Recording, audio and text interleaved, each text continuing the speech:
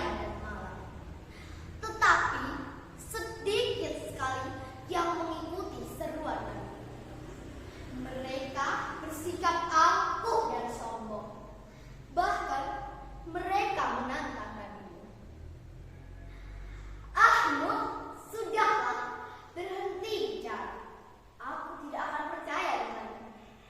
Sekarang datangkan azab itu kepadamu. Jika kau tak bisa, kau hanya berdusta." Nabi Nuh pun menjawab, "Hanya Allah yang akan mendatangkan azab itu kepadamu. Dan jika Allah berkehendak, maka tidak akan ada yang dapat melepaskannya." Nabi Nuh pun mengadu kepada Allah atas pembangkangan kaumnya. Tetapi Allah berfirman bahwa pengikut Nabi Nuh tidak akan bertambah. Atas ucapan itu, Nabi Nuh pun memohon kepada Allah, "Ya Allah, sadarkanlah orang-orang kafir itu. Sesungguhnya mereka hanya membuat kerusakan." Setelah itu, Nabi Nuh disuruh Allah untuk membuat sebuah kapal yang sangat besar. Ejekan demi ejekan semakin menjadi-jadi ketika melihat pembuatan kapal itu. Lihatlah, terbuktikan dia itu gila. Apa itu membuat kapal ya untuk berlayar di hutan? Nabi Nuh pun menjawab, "Sesungguhnya akan datang air bah yang akan menenggelamkan bumi dan orang-orang yang mendustakan agama.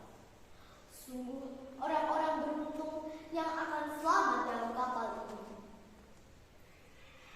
Setelah itu, Nabi Nuh dan para pengikutnya tetap bersabar dan tekun menyelesaikan kapal. Kemudian Allah memerintahkan untuk mengumpulkan hewan-hewan sepasang-sepasang, jantan dan betina, untuk dimasukkan ke dalam kapal bersama orang-orang beriman, kecuali istri dan salah satu anak. Sementara itu, langit menjadi gelap, angin bertiup kencang, petir menggelegar, dari tanah memancar air yang semakin deras dengan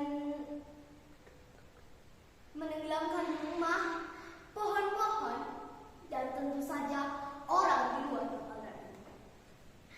Ketika Nabi Nuh melihat sekelilingnya, dia melihat putranya Kan'an sedang menyelamatkan diri dari banjir. Nabi Nuh pun mengajak dan berseru kepada Kan'an, "Wahai Kan'an anakku, masuklah ke dalam kapal, karena tidak akan ada yang selamat dari azab ini kecuali yang berada di dalam kapal." Tetapi Kan'an pun menolaknya dengan berkata, "Tidak ayah, aku akan memanjat bukit yang tinggi. Pasti aku akan selamat." Tiba-tiba datang gelombang besar menghantam